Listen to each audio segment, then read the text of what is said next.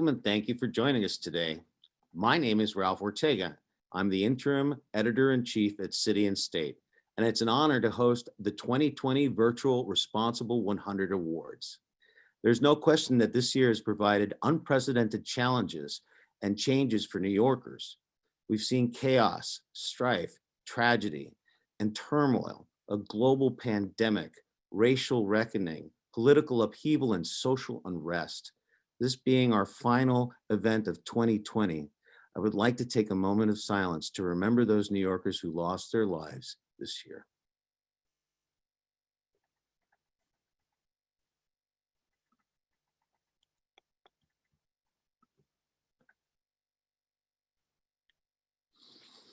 Amid the trials and tribulations, in many ways, we've also seen the triumph of the human spirit, the courage of first responders and frontline workers, the dedication of healthcare professionals, the devotion of educators, the innovation of the tech sector, the adaptability and resilience of children, the generosity, compassion, and small acts of kindness to help each other get through the day.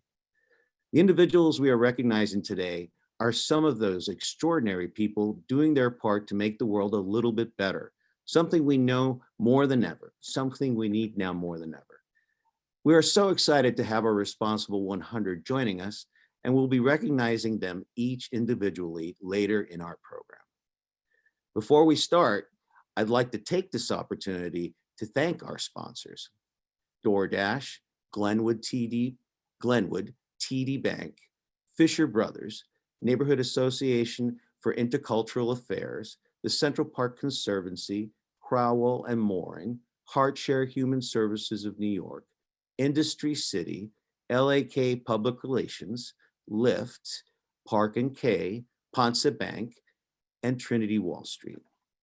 We wouldn't be able to make these events possible without you, so we thank you for your continued support.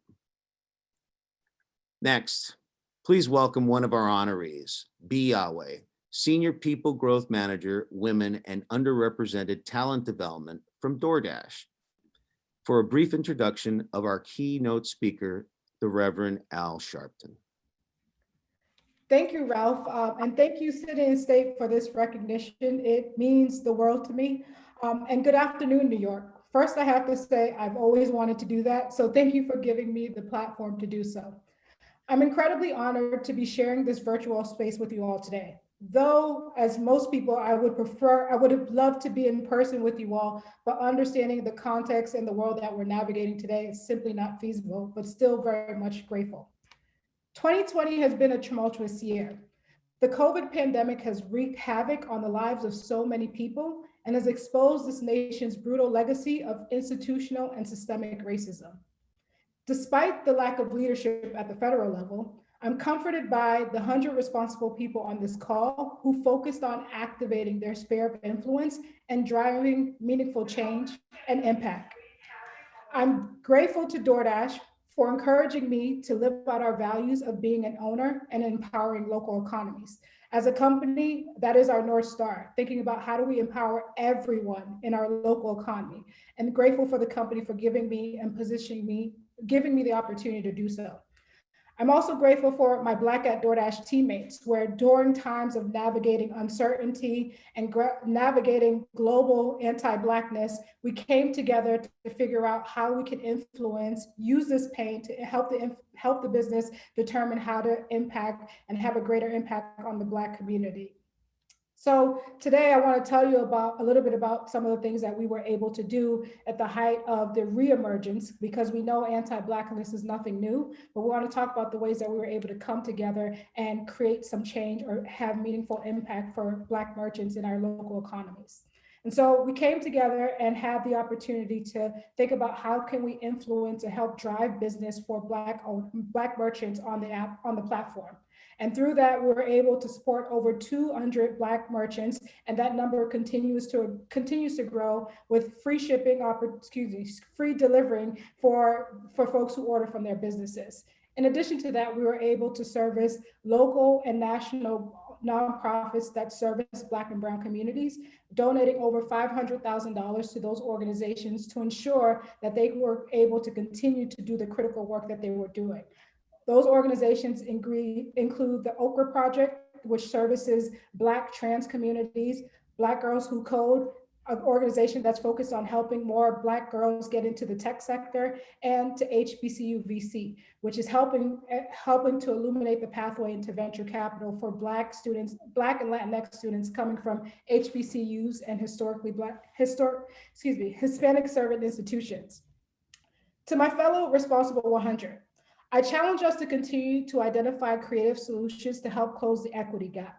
I recognize that these type of injustices we are seeking to solve can't simply be solved with money. But I do know that there's so much collective wisdom and knowledge on this call, and we're all positioned to illuminate the pathways to success and economic empowerment for those coming from disenfranchised communities such as myself. As a first-generation American growing up to Haitian and Cameroonian parents, there were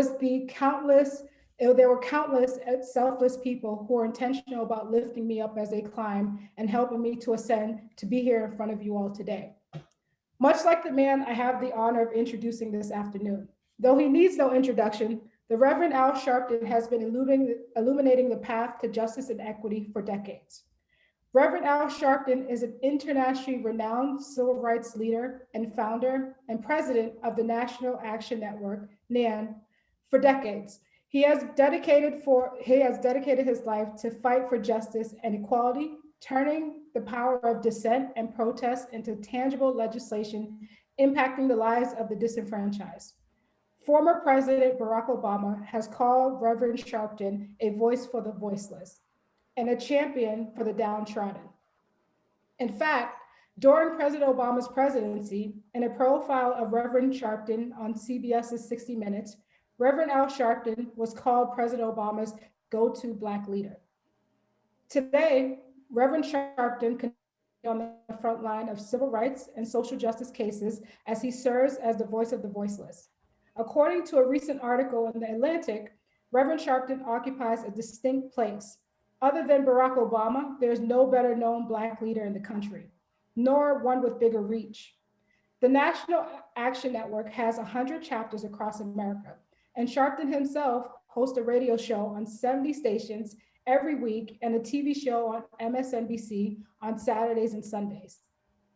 As host of MSNBC's Politics Nation that airs each Saturday and Sunday from 5 to 6 p.m. Eastern, and a radio show with radio host of 3 different shows, Reverend Sharpton also leads a civil rights group that has 111 chapters and 7 regional offices across the United States. He hosts Keeping It Real, a 3-hour nationally syndicated daily radio show, and a national Sunday show titled The Hour of Power. Additionally, he hosts a Saturday action rally for NAN's Harlem headquarters, which is broadcast live on Impact Television and WLIB Radio. As head of NAN, Reverend Sharpton has taken the teachings of the Reverend Dr. Martin Luther King and has applied them to modern civil rights agenda. He has been a tireless advocate for everything from police reform and accountability to protection of voting rights and education equality. A 2016 Vanity Fair profile described him as arguably the country's most influential civil rights leader. It was Reverend Sharpton and NAN that raised national awareness around the distortion of new voter laws in many states and modern mechanisms of voter disenfranchisement. In both 2008 and 2012, the African-American vote was pivotal in getting Barack Obama elected, and Reverend Sharpton was instrumental in encouraging voters to register and get engaged. He was a fierce advocate for healthcare reform and implementation of the Affordable Care Act, as well as the criminal justice reform, and some which was adopted by US Attorney General Eric Holder. Reverend Sharpton and NAN worked tirelessly to bring national attention to the startling trend in police brutality in the United States.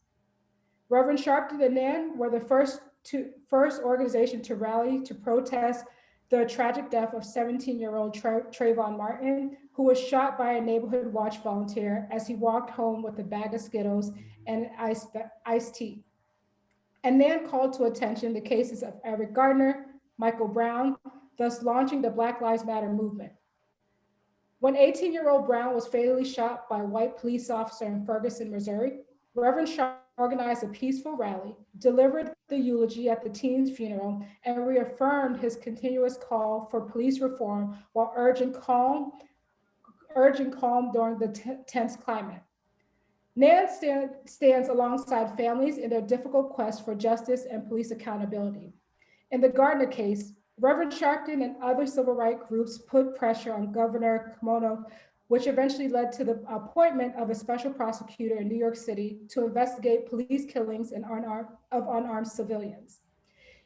It set a precedent and standard for the rest of the nation to emulate. In 2015, when a gunman murdered 9 African Americans during a Bible study at the Emmanuel AME Church in Charleston, South Carolina, Reverend Sharpton traveled to Charleston immediately to speak at some of the victims' funerals. In Florida, he delivered the eulogy of 31-year-old Corey Jones, who was shot and killed by an off-duty officer as he waited for assistance on Interstate 95 after his vehicle had broken down. It was Reverend Sharpton who spearheaded the call for a special prosecutor after 17-year-old Laquan McDonald was shot 16 times in Chicago. Change doesn't happen overnight, but it happens as long as we don't purposely give our power away. As President Obama at the NAN's 16th annual convention. Early obstacles put in our path should remind us of our power we hold in our hand each time we pull the lever or fill with the oval or touch that screen. We just have to harness that power. We got to create a national network committed to taking action. We can call it the National Action Network. Reverend Sharpton and National Action Network have been on the front lines of advocacy for people of color, immigrants, the LGBT community, women, and the poor and all disenfranchised peoples. And 2017 marks NAN's 26th anniversary of social justice work. Social justice work, activism, and fighting for equality. Born on October 3rd, 1954 in Brooklyn, New York, Reverend Sharpton began his ministry at the tender age of 4, preaching his first sermon at the Temple Church of God in Christ. Just 5 years later, the Washington Temple Church's legacy Bishop F.D. Washington licensed his protege, Reverend Sharpton, to be the Pentecostal minister. Reverend Sharpton's civil rights career began almost as early as his ministry. At 13, Reverend Jesse Jackson and Reverend William Jones appointed him youth director of New York's SCLC operation Breadbasket, an organization founded by Dr. King in 1971. Reverend Jackson says, Reverend Sharpton was a boy prodigy. He had a mind like a sponge, absorbing everything. At the age of 16, Reverend Sharpton found the National Youth Movement Incorporated, which organized young people around the country to push for increased voter registration, cultural awareness, and job training programs. It was at that time that he had forged a friendship with Teddy Brown, the son of the Godfather soul, James Brown. Tragically, Teddy was killed in a car accident, and in the months that followed his passing, James Brown took Reverend Sharpton in as though he was one of his own, and they developed an inexplicable bond. Reverend Sharpton was shaped by this surrogate father, Mr. Brown, who taught him, you can't set your sights on nothing little. You got to go for the whole hog. Young Sharpton went on the road later with James Brown. And for several years, he also served as the director of Ministers Division for the Rainbow Push Coalition under Reverend Jackson. In 1991, Reverend Sharpton founded NAN to promote a modern civil rights agenda that includes the fight for one standard of justice, decency, and equal opportunities for all people, regardless of race, religion, nationality, or gender. NAN works within the spirit and tradition of Dr. King, and today the nonprofit organization boasts over 100,000 members and employs dozens. Long before combating police brutality became a mainstream issue, Reverend Sharpton was on the front lines marching and leading the call for justice, even risking his own home life while doing so. In the 1980s, following the death of 23-year-old Michael Griffith, who was chased by a white mob onto a highway in Howard Beach, Queens, and hit by a car, Reverend Sharpton led massive rallies throughout the neighborhood, and even as angry onlookers hurled racial slurs at him and the protesters. The city appointed a special prosecutor, and eventually the 9 attackers were convicted. In 1991, Reverend Sharpton was preparing to march to Bensonhurst, Brooklyn, in another demonstration following the horrific death of 16-year-old Yusuf Hawkins, who was shot and killed by a white mob when a man stabbed Reverend Sharpton in the chest with a knife. He survived the attempt on his life, forgave his assailant, asked the judge for leniency for the man's sentence, and even visited the individual in jail. Despite the traumatizing experience, Reverend Sharpton pressed on and continued his life's mission of fighting for justice and civil rights for all. Whether it was bringing about reform in New Jersey State Police following the shooting of three young Black and Latino men on their way to a basketball game, or voicing concern over the arrest and rush to judgment and conviction of the Central Park Five, Reverend Sharpton has always put a spotlight on societal ills, even if he was standing alone while doing so. Other cases that he has been at the forefront on include Abner Luo, Abdul Dualo, Patrick Dorsman, and the Jenna Six, Sean Bell, Omar Edwards, Ramley Graham, Kendrick Johnson, and many more. Through NAN, Reverend Sharpton has organized campaigns on ending gun violence, pushing for workers' rights, eliminating unjust policies like stop and frisk, fighting for more women and minority owned businesses, a minimum wage increase, education reform. He even embarked on a national education tour for former Republican Speaker of the House, Newt Gingrich, at the request of President Obama, arguing for the protection of voter rights, immigrant rights, pay equity for women, gay and lesbian, and a plethora of other cases. Today, though the challenges at hand may have changed, the need for activism and the need for a champion of equality are just as necessary as they were in the past. Reverend Jackson recently remarked that Reverend Sharpton didn't burn out, but rather he kept remaking himself, and all the while working as diligently as ever, often up to 16 hours a day. In the Vanity Fair piece on Reverend Sharpton, Jackson said he didn't just happen to be a leader. He really meant to be one. And he was pursued getting enough power though relationships to achieve that his purpose.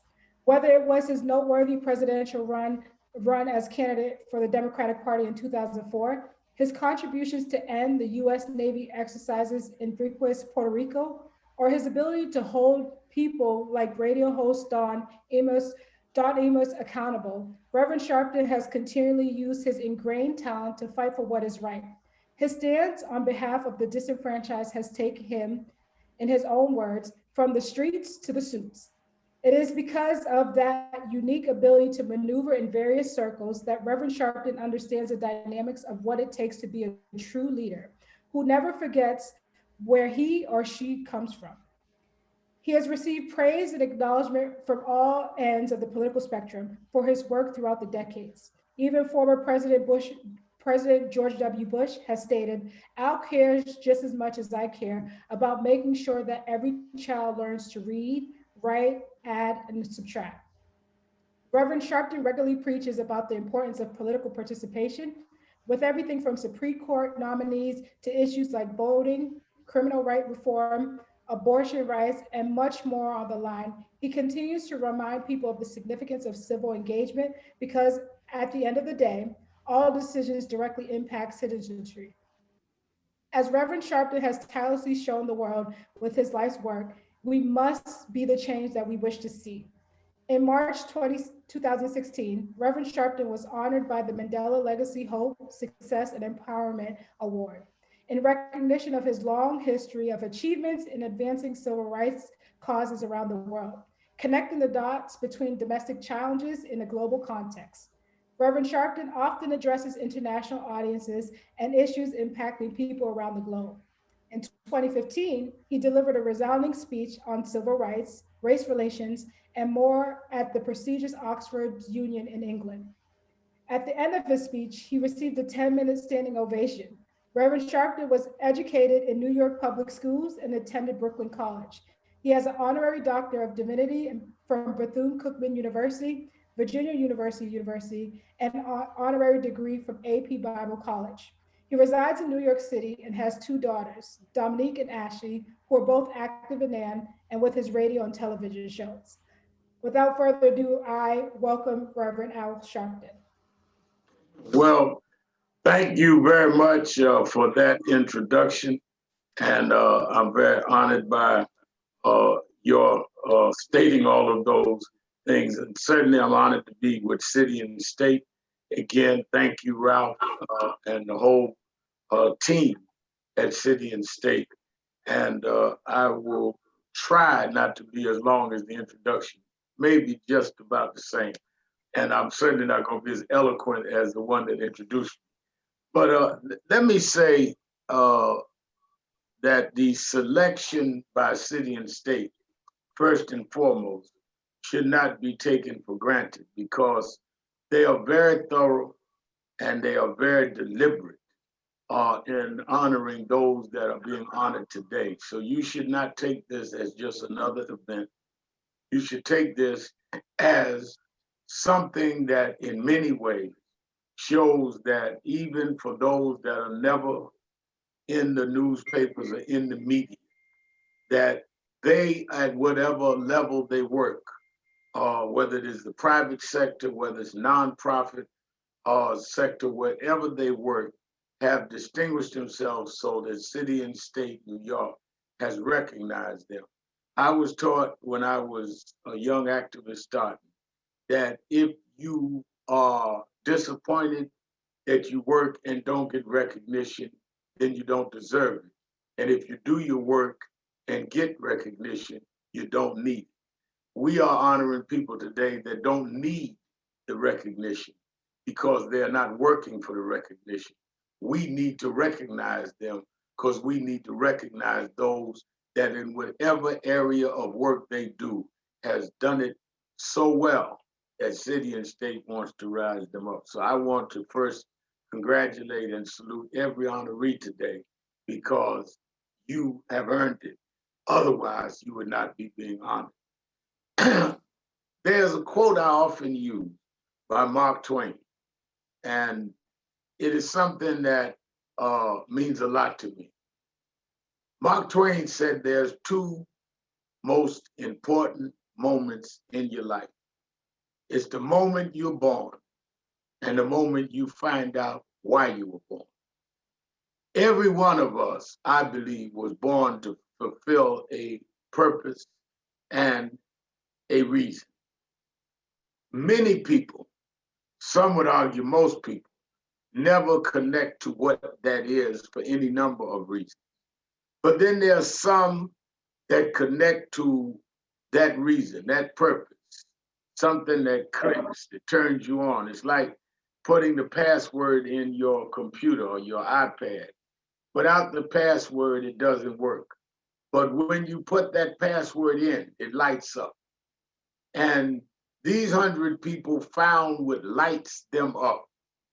And when they light up, they give a brightness and a light to those around them that they serve in whatever function it is. The other thing that I've found in life is that we all do not do the same thing. There are different lanes in a highway. And one of the things that you have to discover is your lane and what it is that you do and learn how to master it and do it well. These honorees are a real example of that. They found their lane and they worked their lane to such a degree that even those of us that may be in different lanes look over at them and say, that person knows what they're doing and is worthy of us pausing and giving them respect and giving them some honor and giving them some recognition. It is interesting that we do this in the middle of a very trying time. The reason we're doing this today in a virtual platform is because we are in the midst of a pandemic, something that we've not seen in this country in 106 years. So the question that you must ask yourself is that in the middle of a pandemic where over 300,000 lives have been lost, what am I doing in the middle of this that shows my perseverance, my dedication, my determination, and that operates to serve even under times that are not easily modeled before me. I think about in what I do that all of my mentors and people I was blessed to be trained by didn't have to preach or be an activist or radio TV host in the middle of a pandemic. So there is no model for these times, which means that you all are creating the model of how to operate when much of the city and state is in a sense of uncertainty, and where people are watching the news every day, trying to find out, is it lessening? Is there light at the end of the tunnel? Dealing with now the vaccine is sent out, will it be distributed equally? What about those that are skeptical of vaccines, and some with good reason? All of this will be studied by generations to come. Let me be clear. People will study what we did and did not do.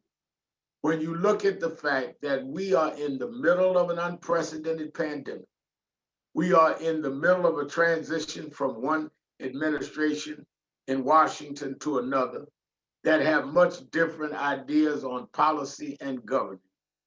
And we're in the middle of the normal and usual differences in the country. In the midst of that, where do you stand and how do you find your purpose and your standing in the middle of all of this that's moving around you that is beyond your control? I do not believe as a minister that God makes mistakes. So God would not have given you life at this time and given you the position that you're in unless there was the intent for you to distinguish yourself and do things in a time that there's no blueprint for it given these times. Whatever blueprint we all had has to be altered to the time we're in, adjusted to the time we're in, and in some cases thrown away because that blueprint was in a different time. And for those that are being honored today, somehow they figured it out to remain faithful to their service, to their calling, to what they do, even under the circumstances that no one could have trained them for. This is what you do when the whole country is on the verge of shutdown, and some cities already shut down. This is what you do when people have to social distance and work anyway. People have to work from home, and you've got to deal with that where you can't look people eyeball to eyeball. All of this takes innovative and creative skill that can't be taught. Some of it you have to deal with by instinct and impulse, but it is dedicated to the fact that you serve. One of the things that I noticed down through the years of the 100 that city and state honor is that there are people that work toward their own self-aggrandizement. And then there are people that work for a bigger cause and they get their self-satisfaction by serving something bigger than them, whether it's in the private sector or the public sector. If you're limited to just your career, your self-gratification, your self-aggrandizement, you may get some, but it's limited. But if you're committed to something bigger than you, I'm going to make this company work. I'm going to make it better. I'm going to make this community service work. I'm going to improve it. I'm going to tweak it. You will find your ego gratification in that you are an instrumental part of something more than you. I often say when I'm confronted by people that want me to eulogize someone that is passed on, made their transition, I often tell them the story of I was the eulogist for Michael Jackson, the pop star, when he passed. And I'll never forget, I did it at the big memorial at the Staples Center in Los Angeles. And then several days later, I did the other eulogy right before we buried Michael and put him in the mausoleum in the cemetery there in Hollywood. I'll never forget that night coming out of the cemetery. A big pop star, if I called his name, just about everyone watching would know who it is. And but I will not give the name. But they came over to me and said, Reverend Al, I said, yes. He said, I was very moved by your eulogy on Michael. I said, well, thank you. He said, no, it really touched me. I said, well, thank you. He says that if I die first, I want you to do a eulogy for me just like that. And I looked at him and said, but you're going to have to give me something to work with, because I, as a minister, do not believe in fabricating what people achieve in life. My point is that you and I, everybody watching, at some point will make a transition. You may be young, you may be old, it doesn't matter. None of us are going to be here forever. So the sum total of what someone can say about you is determined by what you do, what you believe, and what you manifest in that belief every day. And whether you agree with my politics or someone's politics, or agree with someone's stand on issues or not, you will be defined by what you do, or you will be forgotten for what you don't do. If all you do in life is for you, if all you struggle for in life is for yourself, when you make your transition, whether it's 10 years from now or 50 years from now, if you live by, I'm just about me, when you go, it won't matter to anybody but you. People that shape society are people that get what is good for them and their families and their comfort, but also live so that some of that helps others, raises others, changes others, helps to develop others, so that their statement in life is it mattered to more than them that they came this way. That's why we honor these 100. They have different backgrounds, different work they do. Some nonprofits, some profit, some communities, some do very well materially, some not well at all. But all of them have served a purpose that we can stop and say, they are not just about them. They're not standing at home looking at themselves in the mirror all day, telling themselves how great they are. They have been recognized by others. And that is the purpose in life, is to find your calling and work at it so well that even when you don't need it, people will stop and say, I want to salute you because you made a difference.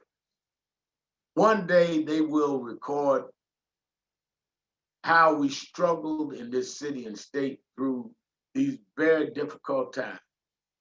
In this era of darkness, COVID, a divisive election season, a divisive fight over criminal justice reform, all of that has happened in 2020. But then there will be those beacons of light that defied the darkness of the moment and shined anyhow, that did not allow the darkness to consume them or stop them, but they found a way to serve and do what they do anyhow. And whether they were ever on the front page of a paper, whether they were ever at a television studio, they served. And that's who we honor today. And that's what all of us that honor them ought to think about, is that we ought to emulate those that found a way to break through with light, even in one of the darkest hours this country's ever faced with this pandemic. That somehow, some people kept going anyhow. In fact, darkness requires those that can lighten up a situation to raise their light. There's no reason to have a light. There's no reason to have a big title if you're not going to live up to it. I can't tell you how many people I meet that have a long title and no function. People give me cards all the time. Reverend Al, this is my card. Oh, impressive title. But what do you do? And they can't tell me. I'd rather meet people with a small title or no title at all that does things than people with a big title that really is the extent of who they are. Make your title work for you. Make your title fit you. Make your title something that those that may come behind you would have a hard time reaching the bar that you set. Because having a title that you cannot function and perfect is something that is not worthwhile to all. So don't take for granted that people broke into their schedules in the middle of a pandemic and a pending noise to honor those that we felt their work honored us. So we may disagree with some of them on some of the little issues here and there, but they made a difference. So much so that even before rushing home to beat the snow, and even with not knowing what this vaccine is going to do or not do, and how long it will take, and are we going to stem the tide, even when we can't go to an indoor restaurant, we stop to honor 100 people and to recognize 100 people that said they did not let the inconveniences and instability of the moment stop them from making a difference. Because at the end of the day, that's what life is about. Can you keep going? Not be a sprinter, but be a long distance runner. Keep going. Even when your legs are tired, keep going. Even when nobody's clapping for you in the stands, keep going. Even when some of your family members may not understand, keep going. Because if you have found, as Mark Twain said, the reason you're here, you do it because you must. You do it because that's who you are. You do it because that is the purpose that you exist for. And that is why City and State salute you. And that's why those of us that are impacted by you, that may not know your name, but we know that you are part of helping to play and change the game. Let us be committed and let us go forward in the spirit of these 100 honorees who didn't let the circumstances of the time circumvent what they are doing in these times. And that is the spirit of this virtual honor to 100 citizens of the city and state of New York that kept going and that decided, I'm going to serve a purpose. I don't know if the spotlight will ever hit me, but I'll have the satisfaction of knowing that I am doing work that is worthy of respect. So may you be safe and may God bless you. Feel your purpose. Don't worry about others. Worry about living up to your own purpose, your own meaning, and your own service. And who knows, somewhere along the line, like today for 100, somebody that you didn't even know was watching will give you credit for doing you. Thank you, and God bless you.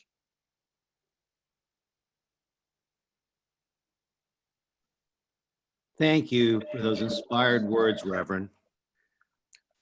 I would like once again to thank our sponsors of today's event: DoorDash, Glenwood, TD Bank, Fisher Brothers, Neighborhood Association for Intercultural Affairs, the Central Park Conservancy, Crowell and Mooring, HeartShare, Human Services of New York, Industry City, LAK Public Relations, Lyft, Park and K, Ponce Bank, and Trinity Wall Street.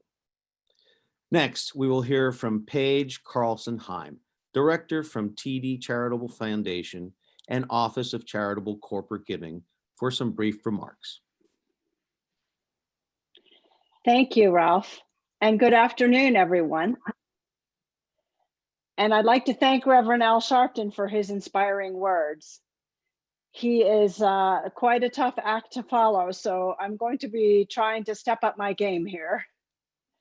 Let me also say that I am inspired by the words we heard earlier from DoorDash's Be Aweh, and I'm greatly looking forward to the panel discussion in a few minutes, as I fully believe that it is by working together as good corporate citizens that we will achieve the greatest impacts in our communities. Thank you so much for inviting me to speak today. I am the director of TD Bank's Office of Charitable and Community Giving, as well as the TD Charitable Foundation, and it is my honor to be here virtually with you this afternoon. Corporate responsibility isn't something we merely pay lip service to at TD Bank, America's most convenient bank. We take it as seriously as we do our passion for banking convenience and world-class customer service. We are committed to driving change that will enrich the lives of our customers, communities, and colleagues. Our social impact platform is known as the TD Ready Commitment, which is a multi-year global initiative to help open doors for a more inclusive and sustainable tomorrow.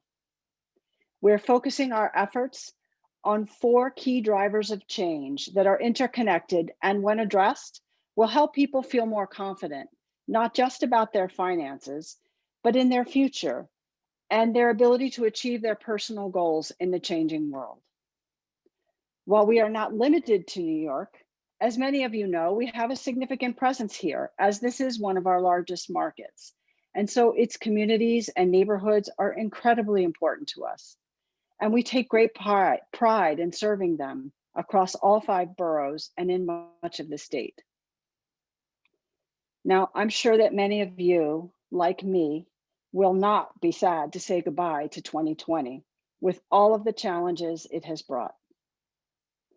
Many of us have lost loved ones to illness or violence, had to learn to balance the demands of working from home while also keeping young children on track with learning from home, battled with the mental health challenges that come with long-term isolation or anxiety over uncertainties about the future, or both, or all of it. Still others have been ill themselves on top of all that, while yet others have lost their jobs and had their benefits run out. Phew. Let's let all of that go.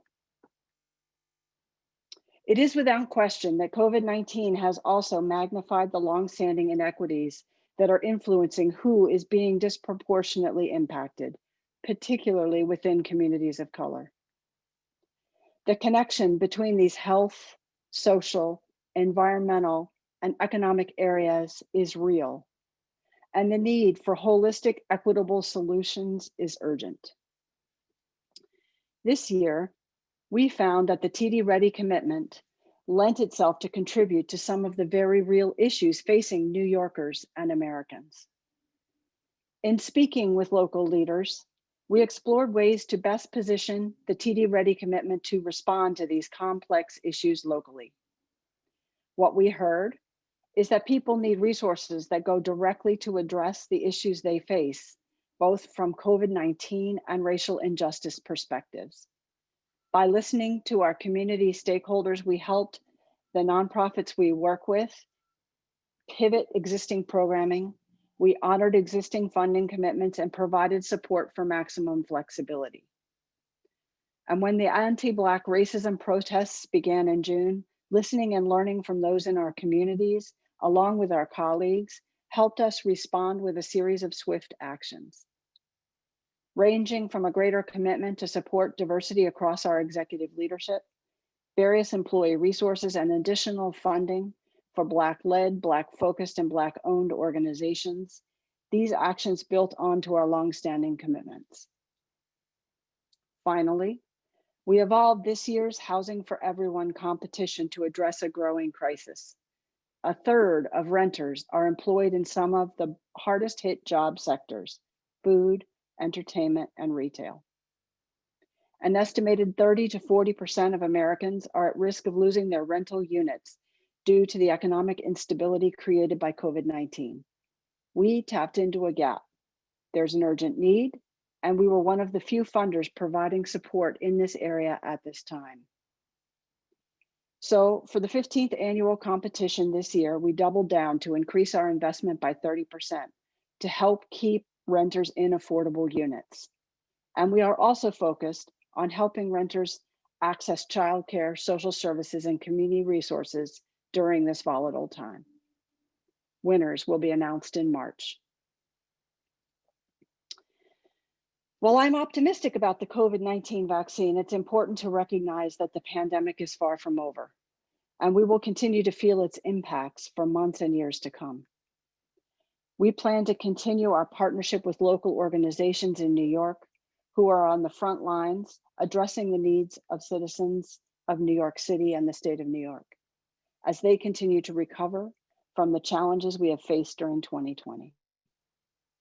Our colleagues and our partners are calling on us to remain empathetic and to continue to maintain a posture of listening, to remain laser focused on our diversity and inclusion priorities, and to continue to foster a culture of care and belonging. I am committed to this because I know that the impacts from all that has taken place this year have not fully been felt yet. With that said, what keeps me uplifted and coming to work with energy and hope every day is the opportunity to work with people like Dr. Yvonne Riley-Tepe, TD's Senior Regional Giving Manager here in New York, who is being honored here today, from whom I learn every day. I congratulate the other honorees as well, and thank you for your service, for your energy, and for your gifts.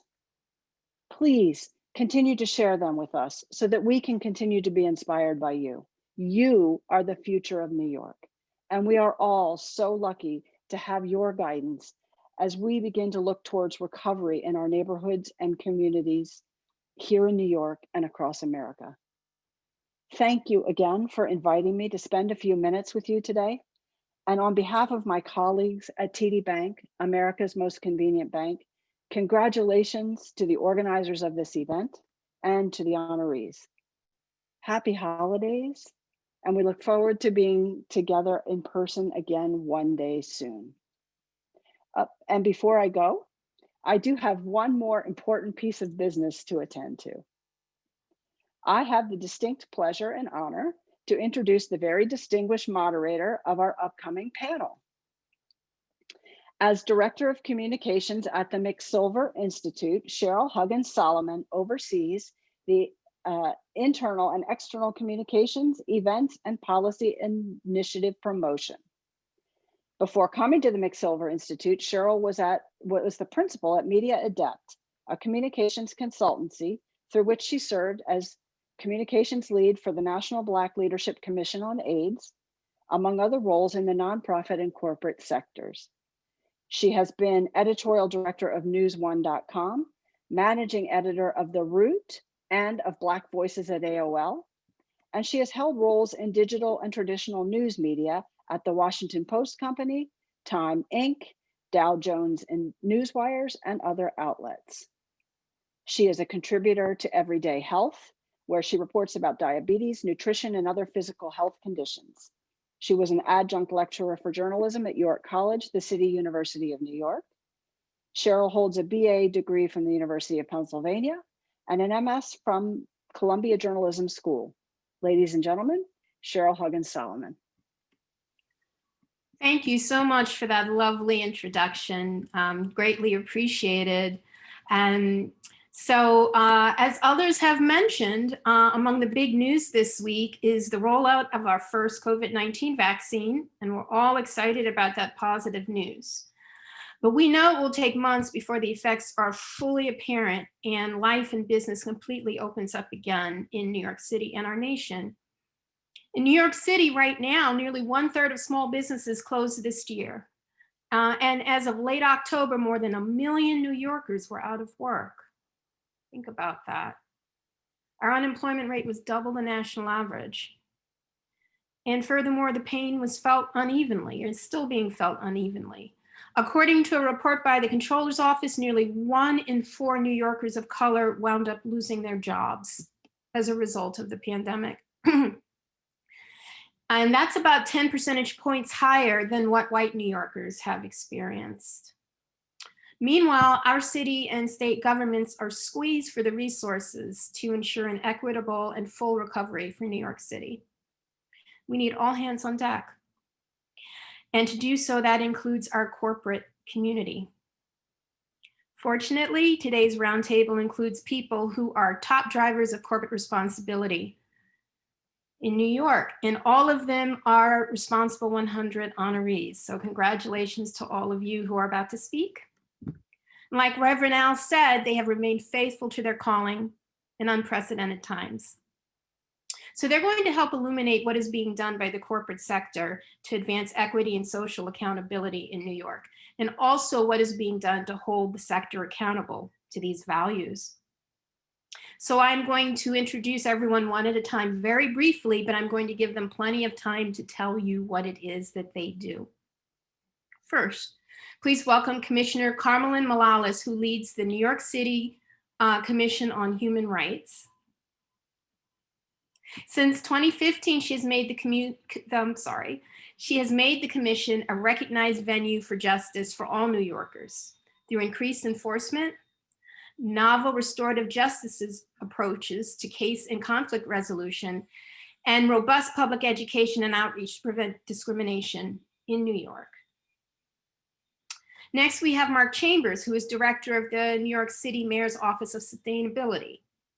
He leads the development of policies, implementation, and advocacy programs focused on the sustainability of New York's energy, waste, transportation, and building sectors. We also have Peter Gay Clark, diversity manager for Google. Under that umbrella, she is program manager for CodeNext, Google's first community-facing initiative working to cultivate Black and Latinx tech leaders.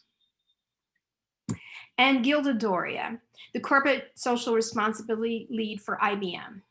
Her focus includes education reform, sustainability, and economic recovery. With that, let's jump right in for the first question. And I will call on you one by one first to ask, please tell us about your role and how it advanced equity and social accountability by the corporate sector in New York. First, I'd like to ask Commissioner Malalis. Thanks for that introduction, Cheryl. And I just want to thank City and State for holding today's program and, of course, for this honor. I quite enjoyed listening to Reverend Sharpton, and I was thinking a lot about how amazing it is that there is an institution like this in New York City that can focus on such an important topic when people really need to be hearing about it. So thank you so much to City and State. So I'm the chair and commissioner for the New York City Commission on Human Rights, and I have the great privilege and honor of leading the city's agency that is responsible for enforcing all of the anti-discrimination and anti-harassment provisions throughout New York City. I always say anywhere you live, breathe, work, exist in New York City, you are covered by our law, which is nationally recognized to be one of the, if not the most protective human rights laws that we have across the country, and some would say, even globally. The central ethos, I think, of our law is that everyone in New York City, and frankly, everyone outside of New York City, although we only have jurisdiction within New York City, that everyone deserves dignity and respect, and to be treated with dignity and respect. And so much of that, I think, is at the core when we think about social responsibility. We think about how are we connected to other people in our communities? What is that interconnection? What's our responsibility because of those innate connections? And how do we make sure everyone is treated with dignity and respect in the fullness of both of those words? So I'll leave it there for now, but I'm delighted to join my colleagues on this panel. Thank you. And next, I'll ask Mark Chambers. Thank you for having me. Glad to talk to you today, Cheryl. Thanks again to City and State for putting this together. I was also kind of moved by Reverend Sharpton's words. And I think it's a great kickoff for the conversation we're having today and why it's so important to celebrate all the people on this list. So my responsibility for the city of New York is really to be the steward for the city's relationship with our home planet, with the natural world. And that plays out over the next 10, 20, 50, 100 years. So it's a long time horizon. And we know, and we see it year after year, and that climate change impacts every single part of our lives. We just exited the hottest November on record and what will likely be the hottest year on record. And so we're understanding that fundamentally, my job is really to protect our future. And in doing so, it's important to make sure that we're not making the same mistakes over and over again. And that we have to make sure that we are looking for climate solutions that acknowledge the fact that we have to address any of the barriers that underpin our current society and our current inability to progress forward. So for me, it's about being able to push forward on and advocate for a city that is moving fundamentally towards combating the climate crisis, but also doing so in a way in which everyone gets to participate in that future that we're protecting. And so that's kind of a big challenge, but it's something that New York City is equipped to really lead on. And because we know that climate change doesn't respect the boundaries of the 5 boroughs, it goes way beyond that. And so we are trying to lead by example wherever possible. Thank you. And now I will ask Gilda Doria. Amazing. Thank you so much for having us here, Cheryl, and great to be joining the other amazing leaders on this panel. My peers at IBM know me as a passionate leader driven by community and people. Through my upbringing and experiences, I believe that people make our world what it is, but also understand within our collective communities, we still face a major issue, and that's centered around that talent is universal and opportunity is not. Within my role at IBM, like Cheryl mentioned, focus on education reform, economic recovery, and ensuring that opportunities are made accessible. There's lots of areas I could cover here, I feel, in the intro, but really wanted to focus on what the work we do with industry, government, and education within our P-Tech programs, which is really setting to improve students and allowing them the opportunity to get access to these 21st century skills. We're really all about creating an inclusive economy through P-Tech, educational opportunities, workplace learning, new careers. And for me, it's all about these spaces where students have a meaningful seat at the table, which is super important. We need to give them a voice to really be able to drive change. Thank you. And now Peter Gay Clark, please. Hello, thank you for that introduction, Cheryl. And again, like all my fellow panelists, thank you to City and State, and congratulations to all the fellow honorees today. My role is just amazing. I work as a diversity manager at Google. I'm a former software engineer and IT director, and a majority of my responsibilities are around education equity and workforce development, an area that I've been super passionate about for a long time. When I think about advancing equity and the work that we do at Google, I think about a proverb we've heard quite a bit throughout this political season, and it's the, you can go fast alone, but you can go so much farther together. And I think one of the beautiful things about Google is that we take all the innovation, the intellectual capital we have, the same design thinking practices we do, and we apply it to the communities and the problems that we see showing up in our communities. And so I'll continue the conversation because we have so much more questions, but I'll stop there. Thank you, thank you. I'd like to pose the next question to Commissioner Malalas. Can you talk a bit about human rights violations relating to companies that you may be seeing more frequently during the pandemic or less frequently? How's the pandemic changed things? You know, I have to say across the agency, and when I say across the agency, it's because my agency has both civil legal enforcement work where people file complaints of discrimination and harassment with us, or we initiate investigations on our own. We also have an area of the agency that does community outreach and works to do education and outreach within all of the 5 boroughs. Then we also have a policy arm, but throughout all areas of our agency, I think what we've seen is, for the most part during the pandemic, what has been wonderful is that I think the business community, or all the different business communities throughout the city, have been very interested in actually doing the right thing throughout. And if anything, I think when the pandemic first hit, or when the city started going into more of a shelter-in-place environment, if anything, we had quite a bit of inquiries coming in from the business sectors and employers asking us, how do we support our employees? What should we be doing? How can we affirmatively be acting in a thoughtful, compassionate, responsible way with them? We already have great partnerships with a lot of the different business communities and employers throughout the city. And what was nice is, using that network, people wanted to know what were their obligations in this very unique time. People understand very much that the laws and obligations that we have here in New York City, because they are some of the most protective in the country. That also means that there are heightened obligations on behalf of housing providers and employers and businesses. And so while there were, guidance that was being put out on the federal level, the management bar, employers, bids, chambers were reaching out to us, asking us, what information can we provide so that we know that whether it's about disability-related accommodations, people who are being targeted by other customers or other people in their communities because of their race or their ethnicity. As I'm sure everyone has heard, there's been an increase in anti-Asian related bias and harassment related cases that have been related to the pandemic.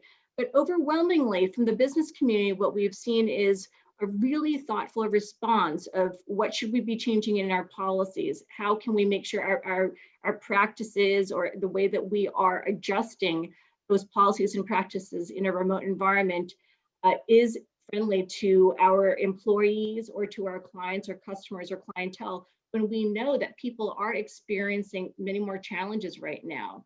The needs are greater, the needs for accommodations are a lot greater. And so how can we be acting responsibly?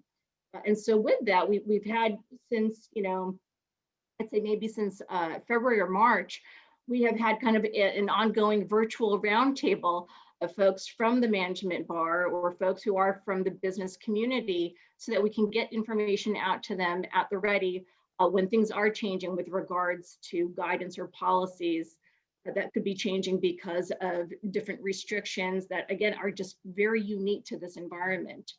And we have a COVID-19 webpage that answers a lot of the questions that we have gotten from that roundtable and from other folks in the business or employer community.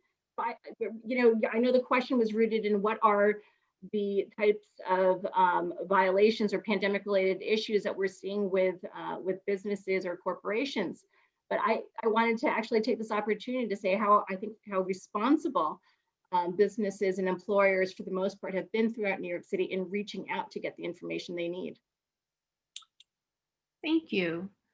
I'd like to talk a little bit more about how COVID-19 and the pandemic has kind of changed the way that New York City must respond. And I will ask about the Office of Sustainability.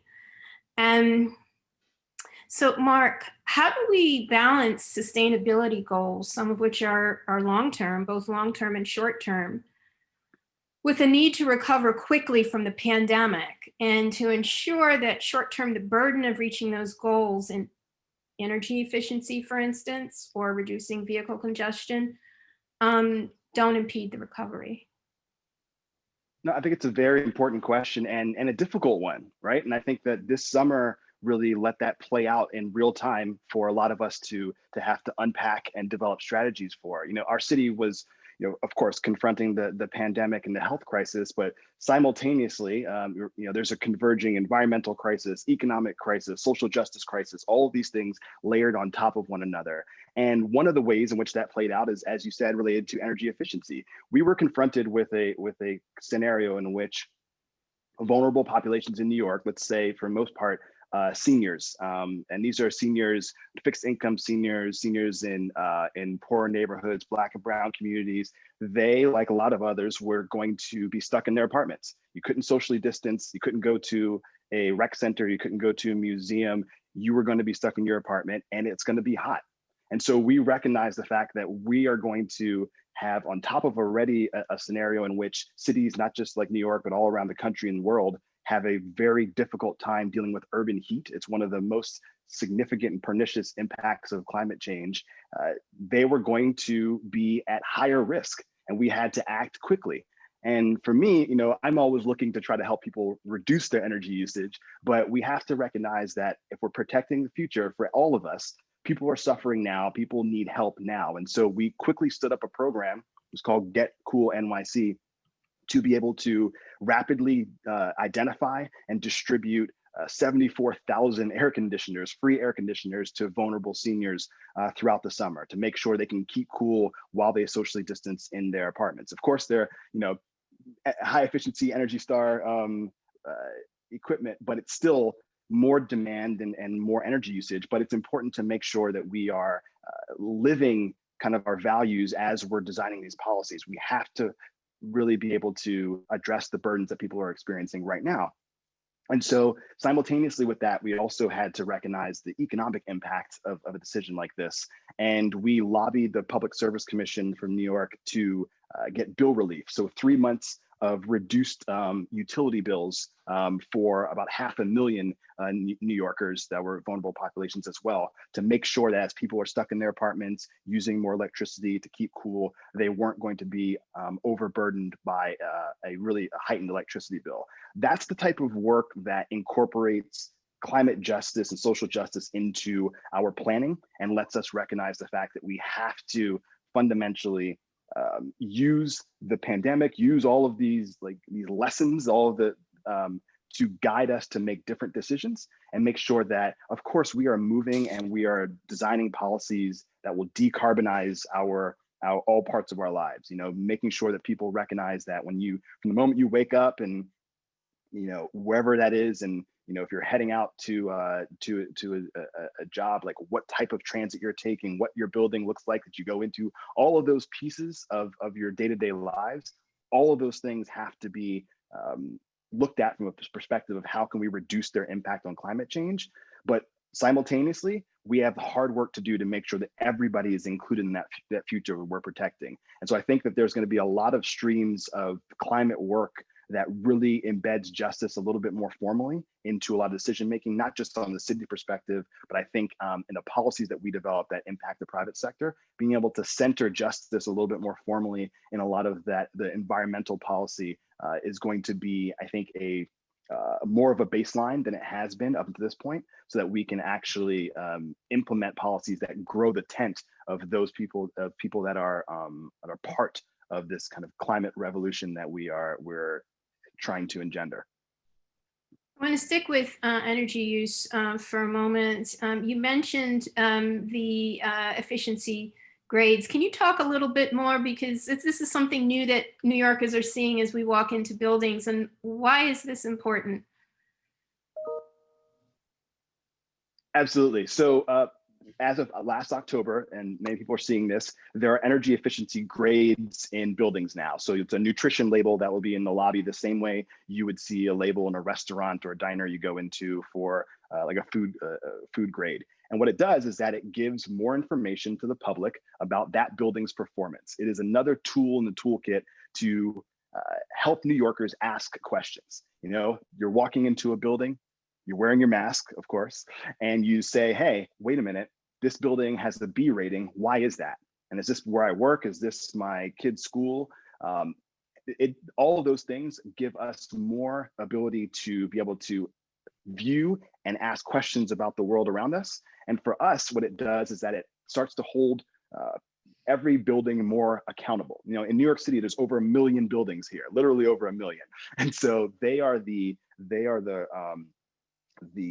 central place in our climate response. How we heat and cool those buildings makes up about 69% of the city's greenhouse gas emissions. So for us, giving more information to the public, letting them ask questions, understand how buildings are performing. That's going to be really the legacy of these building grades. And it'll be one additional lever that we can pull to make sure that everyone is holding themselves accountable and holding each other accountable to do everything they can to make sure every building has an A grade and that we're doing what we can to reduce their impact on climate change. Thank you. One of the other effects of the pandemic is that it has really laid bare the digital divide, particularly for Black and Brown communities in New York City. I know, for instance, even at the work that we do at the McSilver Institute, our Step Up Youth Development and Mental Health Support Program in New York City schools, one thing that we had to do is we had to grapple with the fact that a number of the students suddenly did not have the technology to actually do remote learning. So we had to find a way to address that. And for Gilda and Peter Gay, both, I know that, you know, being with technology companies, these are issues that you're grappling with, right? Peter Gay, I will ask you first. Can you talk about your program and then also how you are grappling with that digital divide? What are you doing to address it? Sure, thank you for the question. Yeah. It's a difficult task. Yeah. You know, prior to COVID, Google invested millions of dollars in building out learning centers and community centers and spaces for New Yorkers. A program that I run called Cool Nyc. We have an amazing learning space where youth used to come and get the best in class of the Google experience and learning about technology. And the pandemic quickly changed that. We had to shift our offerings. Everything we do now is virtual and online. When we did that, there's a lot of students who would come to our spaces who, again, didn't have the devices, and a lot of Googlers pitched in, leaders pitched in, and we were sending devices out to students. Google has invested in schools and nonprofit organizations all across the state to the point where Google themselves was not able to meet the demand for devices that was coming at us. And so it's difficult. I think one of the things I'm super proud of is just the way Googlers have offered their services. You know, a lot of schools and students are not getting the education that they need. And I'm seeing a lot of nonprofit organizations and Googlers support through complementary services. You know, organizations like Silicon Harlem, Clayton Banks, who's a fellow honoree, runs an amazing program out in Harlem. We have organizations like America on Tech, Code Nation. These are all organizations that need our support and need our funding, whether it's through dollars or volunteer services. Thank you. Please name check as many organizations as you can. They definitely deserve the shine. Gilda, I will ask you the same question. Yeah, absolutely. And similar to what Peter Gay mentioned, it's been a difficult transition, but IBM CSR in particular is powered by STEM education and remote learning initiatives. So we were able to more quickly deploy and transition into the remote world. With partners and key partners and strategic partners in the city, one in particular, United Way of New York City, we were able to leverage them and their strategic vision and their forward-thinking leaders to just partner on these remote learning initiatives and these digital platform initiatives. I think that at IBM, we have our platforms focused, on K through 12 through Open PTAC. But we also look at adult learners through our Skills Build initiative, and that's where we closely partnered with United Way of New York City. So I think it's important when we think of digital divide, we don't just focus on the students, we also focus on those who are upskilling and reskilling and entering the workforce post-pandemic. Can you describe a little more for lay people when you talk about PTAC, what you mean? Yes, so PTAC is our Pathways in Technology program. It's a 9 through 14 where students enter high school and have the opportunity to get an associate's degree, as well as partner with an industry partner to be first in line for job opportunities.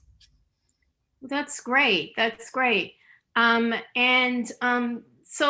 let me ask you first, because one thing we'd like to discuss is how are we measuring success? So can you talk a bit about, how many people are being impacted, how many people you expect to be impacted by this program in the workforce? Yeah, absolutely. And we look at PTAC, when we look at our learning platforms, I think a common social impact practice is to measure scale.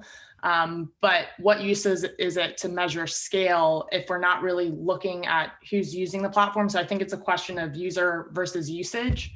So when I personally look at my territory and look at how I measure success, it's all around what's the organization able to address their challenge. So did we meet the student needs? Were our tools and resources effective? And how can we partner with local school districts, with local nonprofit organizations to create sustainable engagement over time? So in my opinion, it's just all around the needs of the organization. I think it's easy to be in a corporation and just focus on the scale, but it's really focus on the depth and breadth of the impact we're driving together. Thank you. Thank you. Very briefly, I would ask Peter Gay the same question about Code Next. Yeah, for sure. I think for us, it's all about reach and retention. You know, there are a number of organizations that tout the number of folks that they've touched. But when you see students coming back and being touched multiple times, that's what's really important. That's where you see the growth. You know, it's important for us, especially as a function of diversity, equity, inclusion, to make sure we're targeting the most underrepresented students and communities. And so through our work, we're always looking at the data. You know, how many Black students are we reaching? Latino students are we reaching? Indigenous students, how many of those students are we reaching? Their success, their progress. You know, the inaugural cohort we started with in Code Next, they're now in college majoring in computer science. That's 5 years of impact and work that we invested in these communities and the students that we're serving. And so reach and retention is super important. Thank you. Commissioner Malalis, I would ask you the same question, and then I'm hoping you can talk a bit actually about restorative justice and how it works with working with New York City's companies. Sure. Yeah, well, first of all, in terms of, what are different measures of success, when you're an enforcement agency looking at, just cases of discrimination and harassment, it's not as simple as saying, are your, on one hand, you look at the complaints that come into your office or the inquiries that come into your office, and you think, if you're getting more complaints of discrimination and harassment, is that a good sign? Is that a bad sign? And the reality is, it's mixed. For an agency like ours, we do a lot of different types of surveys or reports. And consistently, when we're looking at different demographic groups across the city, a huge challenge for an agency like ours, and I think other types of enforcement agencies, is underreporting. Communities, especially some of the city's most vulnerable communities, trusting government enough to come forward to file complaints of discrimination or harassment when it's happening, knowing that we exist, knowing that there's people at a government agency in New York City that's responsible with addressing those types of issues, and also believing that we will actually act and do things that benefit those communities, or that will actually serve a purpose for somebody coming forward. I think especially when we're talking about some of the city's most vulnerable communities, we're talking about spaces where there's been a history of over-policing or over-surveillance or just neglect with government in the past. And so as a government agency, I think you're always looking for ways that you could overcome that. How do you increase your outreach mechanisms and your ability to connect with the city's different communities? For us, certainly language outreach has been a huge priority of ours for exactly that reason. When I first came into the agency about 6 years ago, we had less than 10 languages spoken across our agency. We now have close to 35. And that is huge, especially when you're dealing with something like discrimination or harassment. People feel that very personally. It's very deep. It's for a lot of people embarrassing. And it could be something that people rather than reaching out for help in something like that, people oftentimes, turn inward because of what they've experienced. And so real relationship building is very important.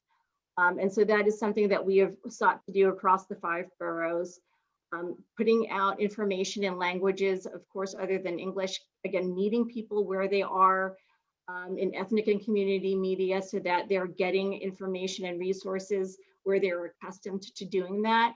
And then just creating a lot of partnerships with, the credible messengers on the ground, whether they're houses of worship, community-based organizations, etc.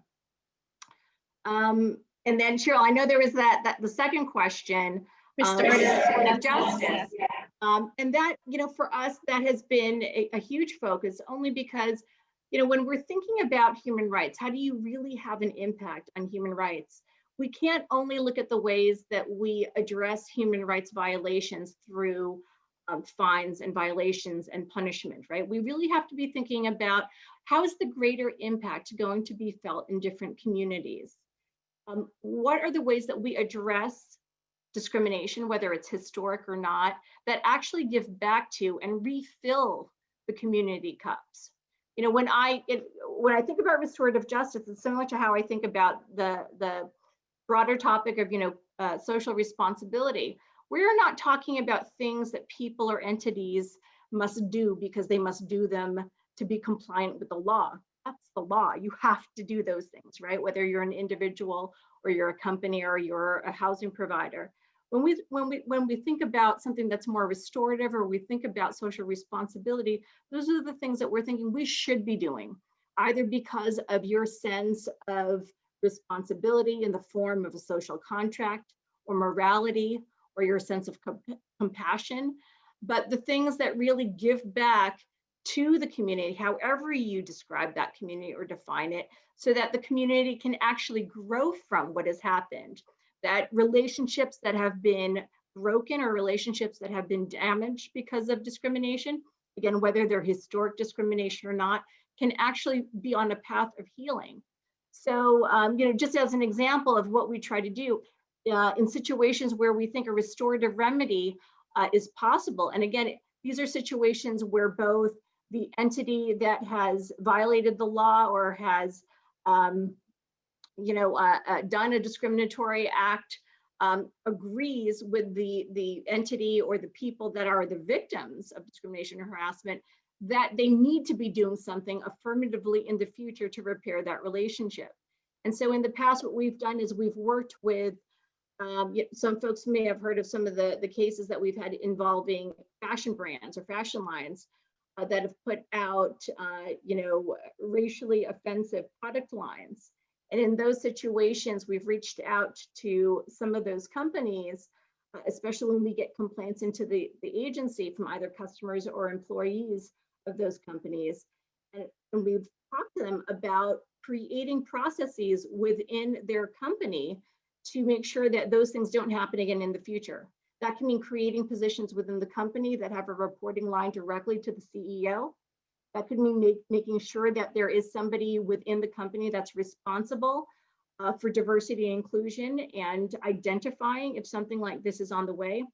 That could mean creating internships or ways that more diverse applicants can enter their staff pool.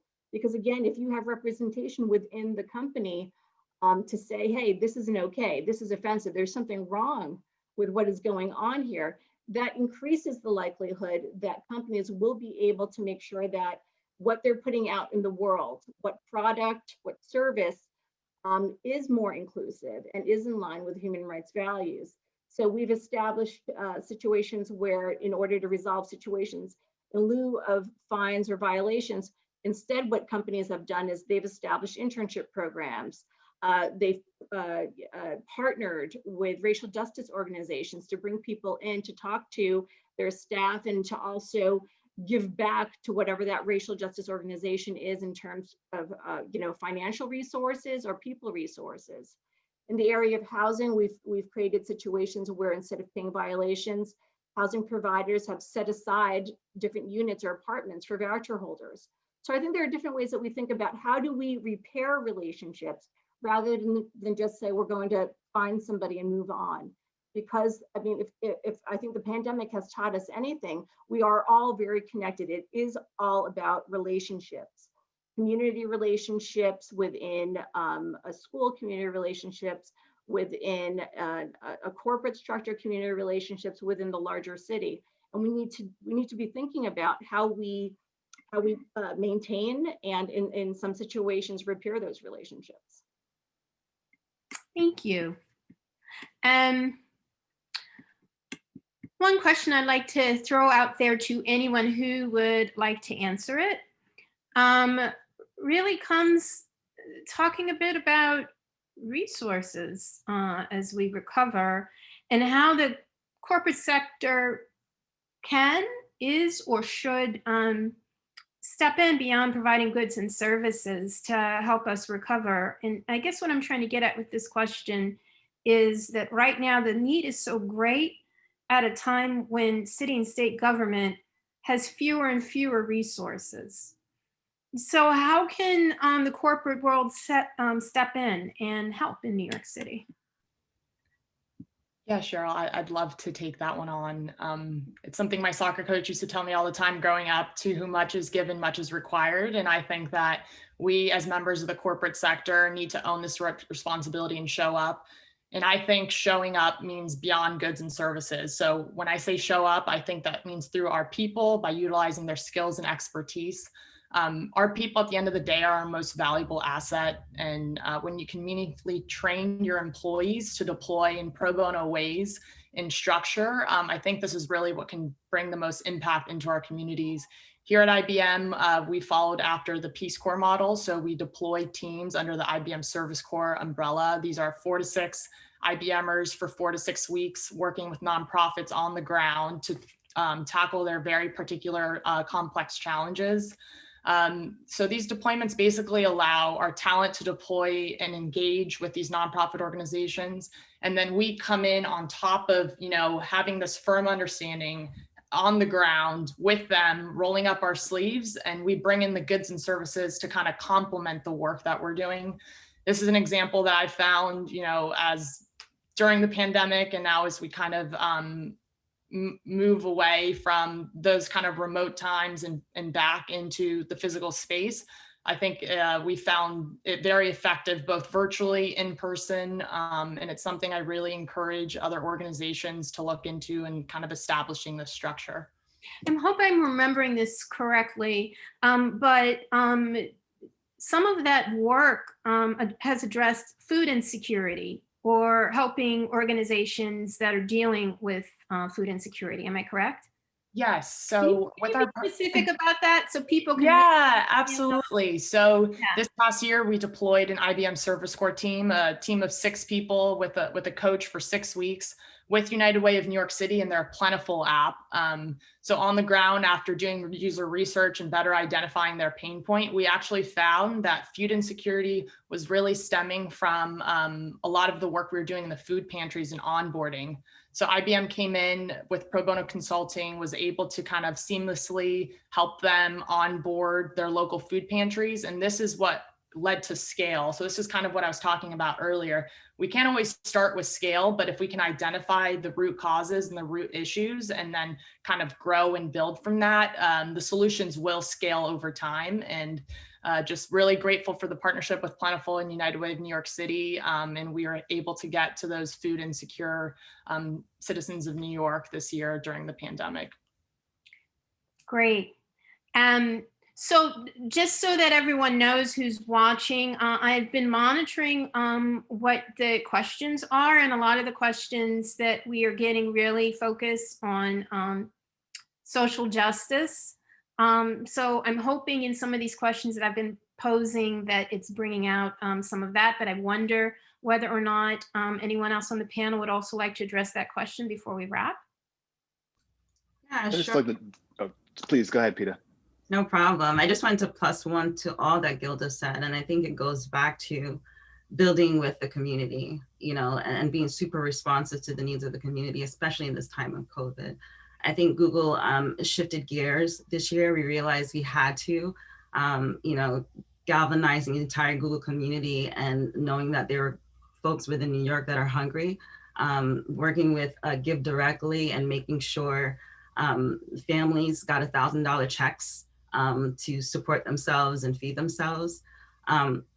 You know, the education equity issues that we see today, we've developed IT certifications so that folks can continue to learn in the comfort of their own homes. There's just so much, but I think it's super important to build with the community and being responsive to their needs in this time. Thank you. Thank you. I'm sorry, Mark, if you have some brief remarks, that'd be great. Just really quickly, really briefly, it's always important to always kind of point towards accountability. And that's also part of what my role is too. And I think that I'd be remiss if we didn't mention now that in this place where we have so many different people trying to push forward, I also feel like the financial institutions have an opportunity and a requirement to step up. So the flow of money to be able to allow for a lot of this work to be done is something that we are really going to require financial institutions to look differently at their risk models, to be able to find ways to have longer term kind of paybacks for a lot of the work that they're doing. Incorporating social kind of justice and social good into the financial system is a much needed shift and transition, because all of these things are going to cost money. And I think it's time for the financial sector to hold themselves more accountable and to be able to help fuel a lot of the innovation and changes that we're going to need to see to be able to tackle some of these larger issues. Thank you. Thank you. And very briefly, how do people connect with your office? I'm very easy to find, nyc.gov/sustainability. Can you say that again? If you could say that more slowly, please. So sorry. So the nyc.gov is the New York City's portal to get into the city government. /sustainability is where you get to my office, or look up Mark Chambers. I'm available. You can email me. Happy to talk to you. Wonderful. Commissioner Malalis?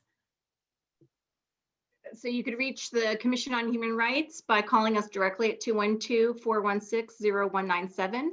You could also, a similar portal to what Mark just described, so nyc.gov/human rights. Great, great. Peter Gay. For sure, you can find me on LinkedIn, the Code Nyc website, codenyc.withgoogle.com. There's also grow.google, where you can tap into all of the resources and learning opportunities. And then of course, google.org, our philanthropic arm of Google. And Gilda. Awesome. Find me on LinkedIn. I'm also available on Twitter, and any kind of modes of communication. I'm open, but for IBM's corporate social responsibility, please visit ibm.org. Great. And if you all could also park that wonderful information in chat, would be greatly appreciated for the audience. So with this, I want to thank you all for participating. This has been a wonderful, I think, insightful discussion. I want to thank Ralph Ortega and City and State for hosting this discussion, and congratulations to all the Responsible 100 honorees. I'm Cheryl Huggins-Salmon with the McSilver Institute. Thank you. Thanks, Cheryl. So much. Thank you. Thank you, Cheryl, and thank you to all of our panelists for this great discussion. It's soon going to be time to present our honorees, but before we do, I'd like to once again thank our sponsors for their continued support. DoorDash, Glenwood, TD Bank, Fisher Brothers, Neighborhood Association of Intercultural Affairs, Central Park Conservancy, Crowell and Mooring, HealthShare Human Services of New York, Industry City, LA Cape Public Relations, Lyft, Park and K, Ponce Bank, and Trinity Wall Street. Next, we have our presentation of winners. These individuals are 100 of New York's most outstanding and socially responsive executives, thought leaders, visionaries, and influencers. These honorees continually raise the bar in improving their communities and creating positive change in the lives of those around them. Be sure to shout out your winner in the chat and offer them your congratulations virtually. And with that, City and State is proud to present the Responsible 100.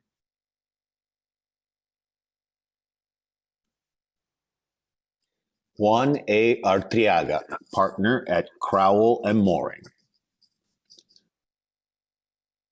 K. Kim Atterbury, Senior Vice President of Media Relations and Communications at the Recording Industry Association of America. B.A. Aweh, Senior People Growth Manager for Women and URT Development at DoorDash.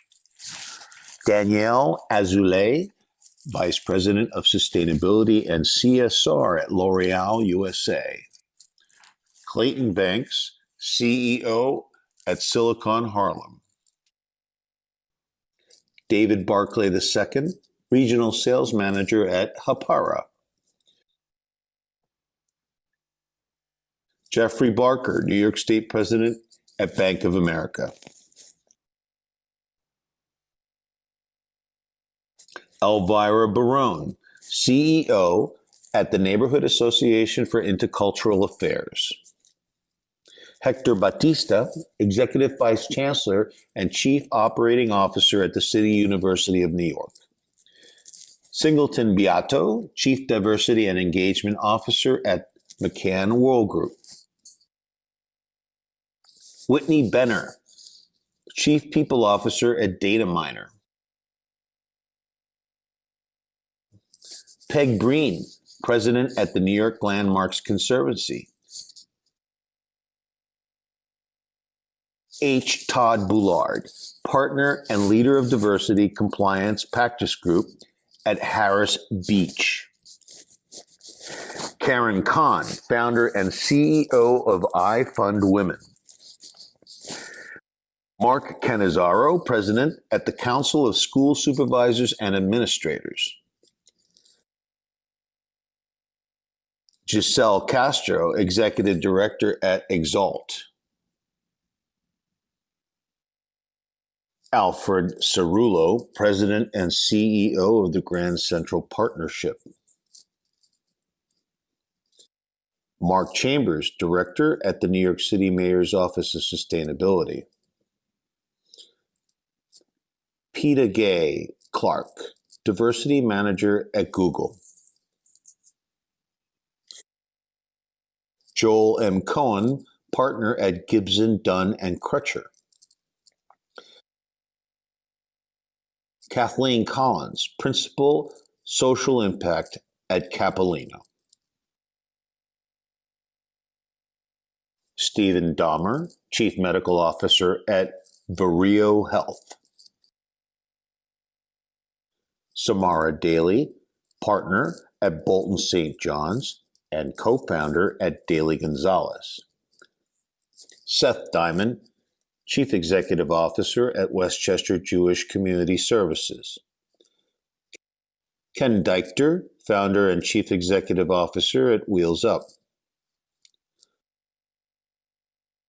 John W. Dietrich, President and CEO at Atlas Air Worldwide Holdings.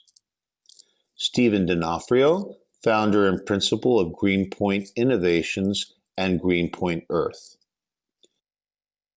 Gilda Doria, Corporate Social Responsibility Lead at IBM.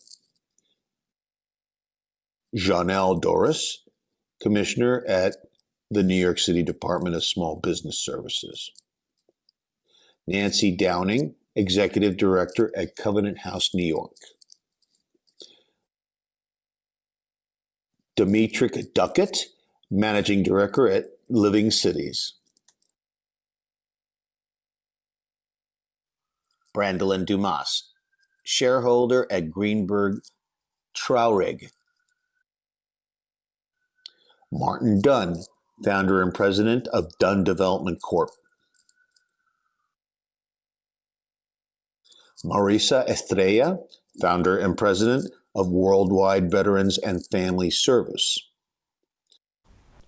Mark Fallon, Chair and CEO at Aptim.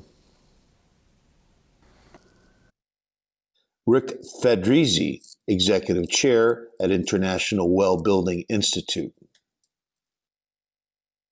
Ken Fisher, Partner at Fisher Brothers, Chair at the Fisher House Foundation. Laura Fruitman, co-founder and general manager at The Right to Shower, entrepreneur in residence at Unilever. Miles Gardner, director at America's City Football Group. John A. Gasparin, transit and rail market leader at WSP USA. Junius J. Gonzalez, provost and vice president for academic affairs, New York Institute of Technology. Corrine Hammonds, president and CEO of Little Flower Children and Family Services. John S. Harris, partner at Brown and Weinraub. Jen Hensley, senior director of policy at Lyft. Wendy Hilliard, founder and CEO of Wendy Hilliard Gymnastics Foundation. Gary Hoberman, founder and CEO of Uncork. Michael Holtz, founder and CEO of SmartFlyer. Gary Jacob, executive vice president at Glenwood. Keithar Jacques, partner in charge at the Albany office of Lips, Matthias, Wexler, and Friedman. Walter Jin, chair and CEO at Pager. Kirsten John Foy, president and CEO at the Arc of Justice. Craig M. Johnson, founder and CEO of Long Point Advisors.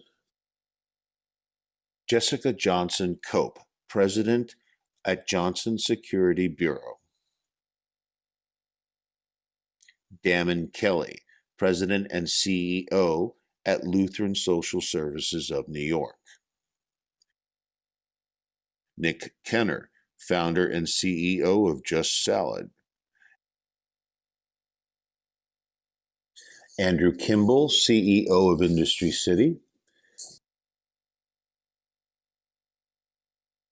Matthew Kirkpatrick, Vice President of Business Development for Nonprofits at Paymerang.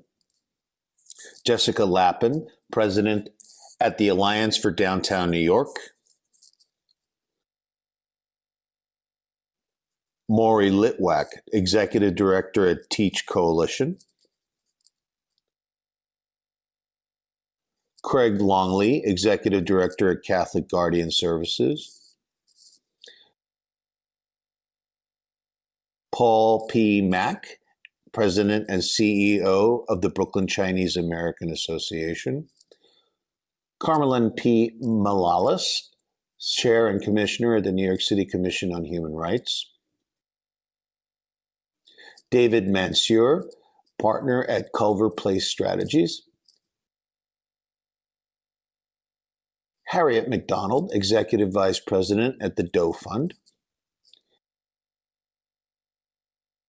Brandy McHale, Head of Community Investing and Development at Citi, President of the Citi Foundation. Eddie McWilliams, Organizing Director at the New York City District Council of Carpenters. Julie Miner, Managing Partner and CEO, and Jamie Venditti, Managing Partner and President at J Strategies. Carlos P. Nowden, President and CEO of PDL Community Bancorp and Ponce Bank. Lois and Richard Nicatra, owners of the Nicatra Group.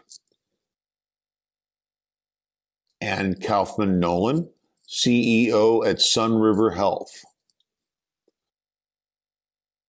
Maureen E. O'Brien, President and CEO of the New York State Industries for the Disabled. Charlotte Ostman, Chief Executive Officer for the Mental Health Association of Westchester. Yuridia Peña, founder of Alta Consulting. Rafael Perez, Chief Human Resources Officer for Consumer Reports. Tamara Ramirez Walker, Global Senior Director of Purpose and Brand Experience at SAP. Yvonne Riley Tepe, Vice President and Senior Regional Giving Manager of the Office of Charitable and Community Giving, TD Charitable Foundation. Andres Rivera, Executive Director at Somos. Tijuana Henderson Revers, President at Connective Strategies. Sean S.W. Roseberg, Area Manager at the United States Department of Commerce. Eric Rosenbaum, President and CEO of Project Renewal. Sue Veras Royal, Executive Director at ACE Mentor Program of Greater New York. Osei Ruby, President and Founder of National Standard Abstract. Emily Zico Rukobo, Executive Director for Global Academic Programs at the New York Institute of Technology. Megan Schmidt, Managing Director, Investigations, Disputes and Risk at Alex Partners. Susan Gross-Shalinsky, member of the firm, Epstein Becker Green. Chao Cheng Shorland, co-founder and CEO of Shelter Zoom and DocuWalk. Elizabeth W. Smith, President and CEO of the Central Park Conservancy. Joan Steinberg, Managing Director, Global Head of Philanthropy at Morgan Stanley, President at the Morgan Stanley Foundation. Michelle M. Stoddart, Vice President of Community Development, Resorts World Casino, New York City. Jessica E. Stram, Director of Advocacy, Northeast Region, Target. Julie Tai, President at the New York League of Conservation Voters. Gautam Tuli, Senior Vice President and Public Sector Lead at UCI. Anderson Torres, CFO at Rain Total Care. Maria Noel Vaesa Baque, Regional Director for the Americas and the Caribbean at UN Women. Lorelei Adelie Vargas, Executive Director at Trinity Commons. Eduardo Velez, Program Coordinator at HeartShare Human Services of New York. Jed Walentas, CEO at Two Trees. James Whalen, President at the Real Estate Board of New York. Lloyd Williams, President of the Greater Harlem Chamber of Commerce. George D. Yankopoulos, President and Chief Scientific Officer at Regeneron.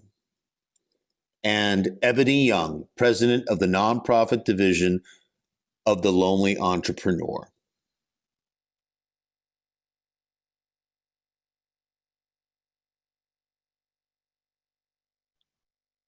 Congratulations to all our honorees. This was an incredible event for us, our last for 2020.